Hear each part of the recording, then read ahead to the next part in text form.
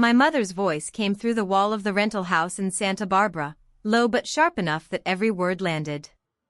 Vanessa, you know exactly what's at stake this weekend. Nicole cannot keep acting like her feelings matter more than the family's reputation. If she starts complaining about money or stress in front of everyone, the whole point of this reunion falls apart. We have photos to take, dinners to host, and an image to protect. I already moved funds from the shared account to cover the photographer and the private setup on the beach. She needs to contribute her part without turning it into a debate about fairness. Your sister has always been the difficult one. This is not the time for her to suddenly grow a spine and question how we keep things looking right. And if she stumbles across any of the old transfers or asks too many questions, you stand with me. We cannot afford another scene that makes this family look anything less than solid. Hi, my name is Nicole Bennett, I am 33 years old. I stayed frozen in the narrow hallway outside my room, one hand still on the doorknob. The call had ended. My mother and my sister were still in the room next door, their voices dropping into murmurs I could no longer catch. I had arrived only an hour earlier, the last one to pull into the long driveway of the rented historic property we had all agreed to use for Memorial Day. Everyone else had already settled in. I had come straight from work, still carrying the faint smell of the non-profit office on my clothes, and walked into this. The first real decision I made was to keep walking past their door instead of knocking. I went downstairs to the kitchen where the coffee maker was already running. My father sat at the long wooden table with a newspaper folded beside his mug. He looked up, gave the small nod he always gave, and went back to reading. That was the extent of his greeting. I poured myself a cup and stood at the counter, feeling the weight of what I had just heard settle into my chest like cold concrete. My sister came down a few minutes later. She moved around the kitchen with the easy familiarity of someone who had already claimed her place. Here. She opened the refrigerator, took out the creamer my mother preferred, and set it on the table without looking at me. Mom's already stressed about the schedule, she said, as if that explained everything. She wants the family photo session tomorrow morning before the light gets too harsh. You brought something decent to wear, right? I took a slow sip of coffee. I brought what I always bring. She glanced at me then, a quick flick of her eyes that carried the same message I had heard through the wall. Keep it together. Don't make it difficult. I set my mug down and left the kitchen before either of us could say anything else. The rest of the afternoon passed in pieces. My mother directed everyone with quiet efficiency, assigning rooms, confirming reservations, and reminding us all about the importance of posting only the good moments if we shared anything online. She never raised her voice. She didn't need to. The expectation sat in the air like humidity. I helped carry in groceries when the delivery arrived and stayed mostly silent while she and my sister discussed which restaurant would photograph best for the group shots they wanted. That night I barely slept. The walls were thin. I heard my mother on another call, this time with someone from the photography studio, confirming the exact angle she wanted for the family portrait so that the house behind us would look impressive but not show any of the wear on the old siding. I kept my phone face down on the nightstand and told myself I would deal with it in the morning. The group breakfast the next day was the first real crack. We gathered around the long table on the back patio that overlooked the slope leading down toward the water. My mother had ordered pastries and fresh fruit from a place she said was the right kind of establishment. She sat at the head, already dressed for the day's photos, and began dividing tasks the way she always did. Vanessa, you're handling the check-ins for the beach setup this afternoon. Nicole, you can take care of settling the final balance with the rental company before we leave. It's already been partially covered from the shared fund, so it shouldn't be complicated. I looked at the number she slid across the table on a printed receipt. It was larger than what had been discussed in the group text before we arrived. I kept my voice even. This is almost twice what we talked about last month. My mother didn't look up from her coffee. Things change. The property required an additional cleaning deposit after the last group. We all agreed to split these things fairly. My sister spoke before I could answer. Mom already moved the money around so it wouldn't fall on any one person. It's easier this way. The words landed exactly like the ones I had overheard the day before. I felt the familiar tightening behind my ribs, the one that always came when the two of them presented a united front that left no room for questions. I set the receipt down without signing it. I'd like to see the original invoice before I transfer anything else, I said. The table went quiet for a moment. My father kept buttering his toast as if nothing had shifted. My mother finally lifted her eyes to mine. The look was calm, almost pleasant, but the edge underneath it was the same one I had heard through the wall. Nicole, this is supposed to be a weekend for the family. If you're going to turn every expense into an interrogation, maybe you should reconsider whether you really want to be part of it. My sister reached for the receipt and signed it herself with the pen my mother had left out. She didn't look at me while she did it. I stood up, chair scraping against the stone patio. No one tried to stop me. I walked back into the house, through the kitchen, and out the side door that led to the narrow path running between the rental and the neighboring property. Joseph Crane, the older man who lived in the cottage next door, was trimming a hedge. He glanced up as I passed. "Rough morning already?" he asked, voice mild. I didn't answer. I kept walking until I reached the small overlook at the end of the path where I could stand alone and breathe without anyone watching the expression on my face. My phone buzzed in my pocket. It was a voice message from my mother, left while I was still at the table. I must have hit play by accident when I pulled the phone out. Her voice came through the speaker, clear and cold, the same tone she had used the day before. "Vanessa, make sure she signs off on the rest of the transfers before Sunday. If she starts digging into the account history, tell her it was for the photographer and the new linens. She doesn't need to know we moved the other portion to cover the deposit on the beach house for next summer. The important thing is that everyone sees us as the family that has everything handled. She'll fall in line once she realizes pushing back only makes her look difficult." The message ended. I stood there with the phone still in my hand, the words hanging in the air between me and the empty path. From the patio behind me I could hear my mother laughing at something my sister had said, the sound light and easy, exactly the way it was supposed to sound for anyone who might be listening. I didn't go back to the table. I stayed on the path until the sun moved high enough that the heat forced me to decide what I was going to do next. The choice felt smaller than it should have, and heavier at the same time. If you've ever sat at a table where the bill and the story were both being written by the same two people, and you had to figure out whether speaking up would actually change anything or just make you the problem they already decided you were, comment freedom if you walked away. I stood there on the path with the voice message still open on my screen, the words from my mother to my sister sitting in the air like something I was never meant to hold. Joseph Crane had gone back to trimming his hedge without another comment. I turned the phone off and walked back toward the rental house, but I didn't go inside right away. Instead, I sat on the low stone wall at the edge of the property and opened the shared expense app the family used for these weekends. The numbers were already there, waiting. I had asked for the original invoice at breakfast. What I found instead were the old statements and transfer records my mother had left in the shared folder, the ones marked with dates from the last 6 months. They showed repeated moves from the reunion account into a separate line for photography and presentation. The amounts lined up with the professional family sessions she had arranged, the ones she posted afterward with captions about how close we all were. There were also deposits for a beach house rental next summer that none of us had discussed as a group. The notes in the memo field were simple: image coordination and family visibility. I read through them twice. The pattern was clear. My mother and my sister had been deciding what counted as necessary for the family's appearance and pulling the money to cover it without telling the rest of us the full picture.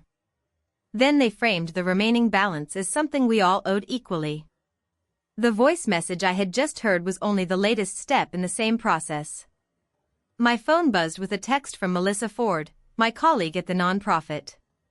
She was asking if I had looked at the grant deadline she had sent earlier. I typed back that I was dealing with family stuff and would check it tonight. She replied with a single question mark and nothing else. I didn't answer. I went back inside. My mother and my sister were still on the patio, now reviewing the shot list for the photographer who was arriving in the morning. My father had moved to the living room with the newspaper. I placed the printed statements on the table between my mother and my sister. These are from the shared account, I said. The transfers for the photography and the future deposit. They weren't in the group messages. My mother glanced at the papers without picking them up. We handled the details so the rest of you don't have to argue over every receipt. That's how these weekends stay pleasant.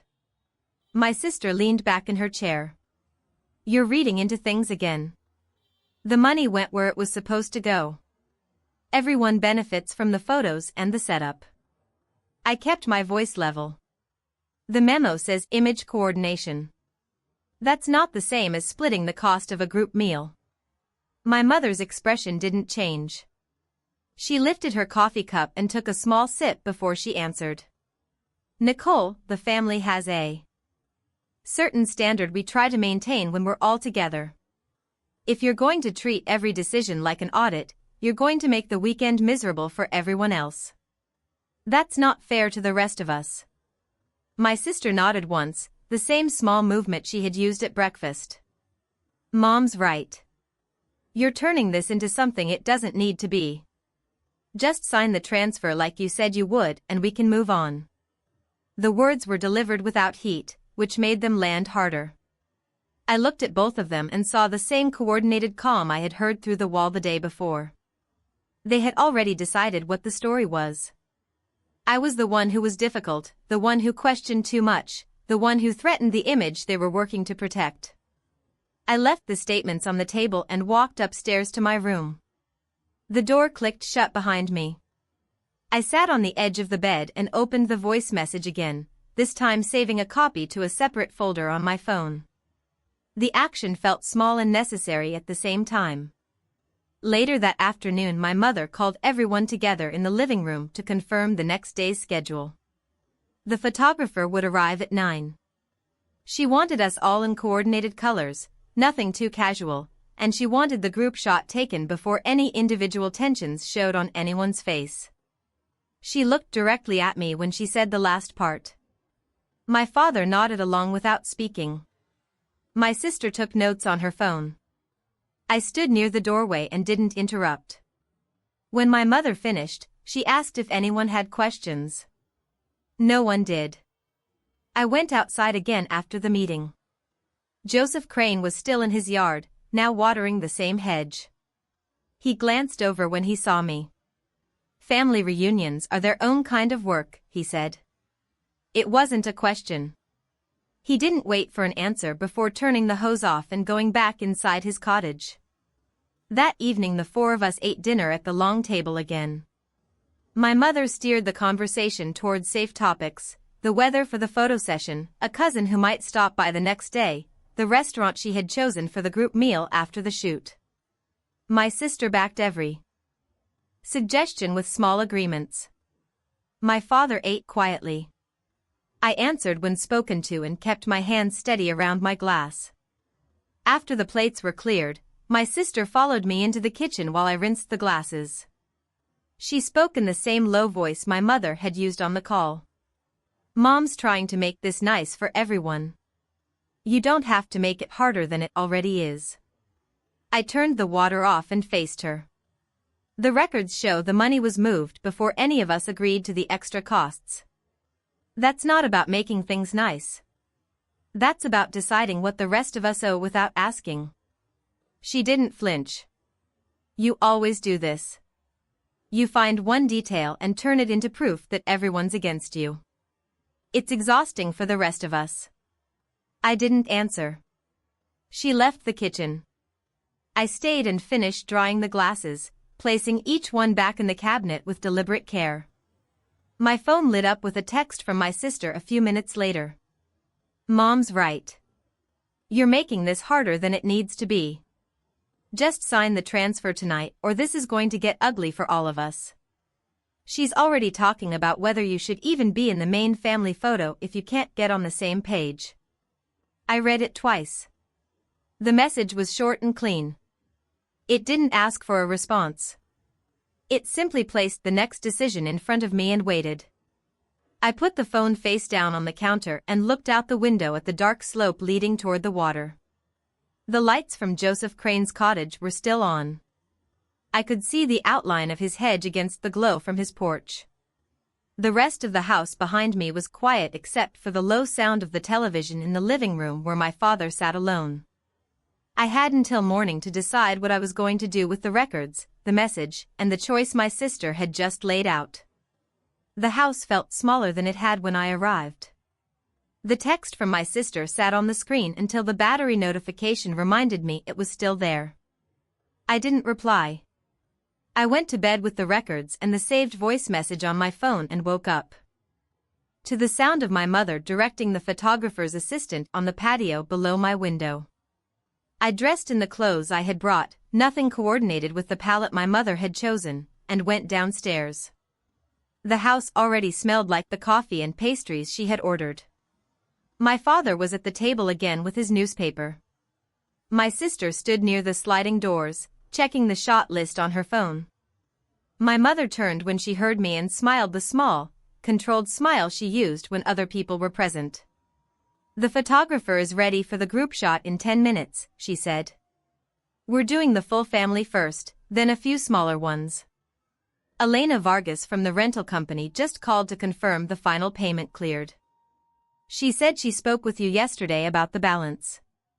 Elena Vargas had called while I was on the path the day before. I had told her I would handle only the portion I had originally agreed to. My mother already knew that. I told her I'd transfer what was discussed in the original group message, I said. Not the additional amount that wasn't approved. My mother's smile stayed in place. That's not how we handle these things. Everyone contributes to the full cost so no one person carries more than their share. You're making this difficult again. My sister put her phone down and stepped closer. Mom already explained the extra was for the photographer and the setup that makes the weekend work. You saw the records. It's all there. I took the printed statements and the phone with the saved voice message out of my bag and placed them on the kitchen counter where both of them could see. The records show transfers that were never discussed in the group. The voice message explains why. You moved money for the image you wanted and then told the rest of us we owed it. My mother picked up the statements, glanced at them, and set them down again without reading. You recorded a private conversation. That's not something a daughter does to her mother. It played by accident when you sent it while I was at the table yesterday, I said. I saved it after I heard what it actually said. My sister's face tightened for the first time. You're twisting everything. Mom was just making sure the weekend looked the way it was supposed to. You're the one turning it into a problem that doesn't exist. My mother stepped between us, her voice dropping into the same low, even tone she had used through the wall. Nicole, this family has worked hard to maintain a certain standard. When one person refuses to support that standard, it affects everyone. If you can't see that, then maybe you shouldn't be in the photos at all. We can tell people you weren't feeling well. The photographer's assistant knocked on the open sliding door. We're ready whenever you are. My mother turned to him with the warm version of her smile. Just one moment. Family discussion. She looked back at me. Sign the transfer and stand where you're told. Or leave now and explain to everyone why you couldn't be part of your own family's weekend. Your choice. I looked at my father. He folded his newspaper but didn't speak. I looked at my sister. She had already moved to stand beside my mother. I picked up the statements and the phone, put them back in my bag, and walked past the three of them toward the front door. Joseph Crane was in his yard again when I reached the path. He watched me come out with the bag over my shoulder. I stopped at the low wall. They're about to take the photos, I said. My mother wants the version where everyone looks like we have it all handled. He nodded once, the same mild movement from the day before. Some families spend more time on the picture than on what's actually in it. I kept walking to my car. I didn't look back at the house. The photographer's voice carried across the patio as I started the engine, already directing people into position. I drove out of the long driveway and didn't stop until I reached the highway heading north. 2 days later the photos appeared on my mother's social media. The group shot showed my father, my mother, and my sister in coordinated colors on the patio with the historic house behind them. I had been cropped out or never included. The caption read Memorial Day with the people who matter most. Grateful for family that shows up. My sister had liked it and added a comment about how perfect the weekend had been. Joseph Crane sent me a message that same evening. He had seen the post because my mother had tagged the rental property and the location was public. He wrote that he had heard raised voices the morning of the photos and had seen me leave with papers in my hand. He asked if I was all right and whether the family image in the pictures matched what had actually happened. I didn't answer him. I saved the message anyway. My sister texted me once after the photos went up. She said my mother was hurt that I had made a scene and that future weekends would probably be smaller without me there to complicate things. She didn't ask how I was. I didn't reply. The spontaneous weekend visits stopped after that. No more last-minute group texts about who was free to meet at the rental or at my parents' house for a quick dinner. The calendar stayed empty where those invitations used to appear. I still saw my father occasionally when he called on his own, but the calls were short and careful. My mother and my sister maintained the story that I had chosen to step back because I couldn't handle family responsibilities. Some of the people who saw the photos believed it. Others, the ones who had heard small pieces from Joseph Crane or noticed the missing person in the frame, started asking quiet questions in separate messages. The questions never reached my mother or my sister in a way that changed anything for them. I went back to work the Monday after the reunion. Melissa Ford asked how the weekend had gone. I told her it had clarified some things and left it at that. Adam Lane, my friend from college, called a week later after seeing the photos online. He asked if everything was actually fine. I said the pictures showed what my mother wanted them to show. He didn't push. At night I sometimes opened the saved voice message and the bank records again. The words and the numbers hadn't changed. They still described the same coordinated effort to keep the family looking successful while deciding who would pay for it and who would stay quiet about the cost. I didn't delete them. I also didn't use them to start a larger fight. The evidence stayed where it was, proof that I had seen the pattern clearly and had chosen not to keep funding it. The loss arrived in small, ordinary ways. No more casual texts asking if I was free on a random Saturday. No more automatic inclusion in plans that used to feel like they belonged to me by default. The space that opened up where those invitations had been was quiet. I filled some of it with work and with walks along the coast near my own apartment. The rest of it stayed empty on purpose. I had decided that protecting the version of myself that could still recognize when I was being asked to pay for someone else's image was worth the cost of the invitations that stopped coming. My mother never called to ask why I had left or whether I wanted to talk about the records. My sister never sent another message after the one about future weekends being smaller. The story they told about me remained the one that protected the image they needed. Joseph Crane's quiet questions to mutual contacts created small ripples, but the ripples stayed small. The larger picture my mother posted stayed the one most people accepted.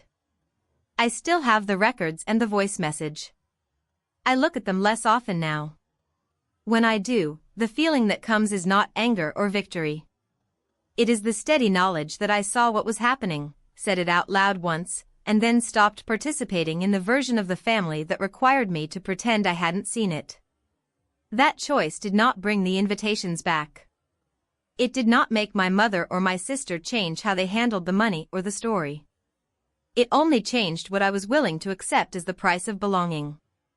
Choosing myself meant accepting that the belonging I had known was never going to be offered on terms that left me intact. The courage was in seeing that clearly and walking away from the table anyway. My value was never in how much I contributed to the image or how well I performed the role of the daughter who didn't ask questions. I know that now in a way that doesn't require anyone else to agree with it. Thank you for listening to my story. If you've ever had to decide whether to keep signing the transfers and smiling for the photos or to keep the records and the voice message and walk away from the version of family that needed you to stay quiet, comment freedom if you walked away.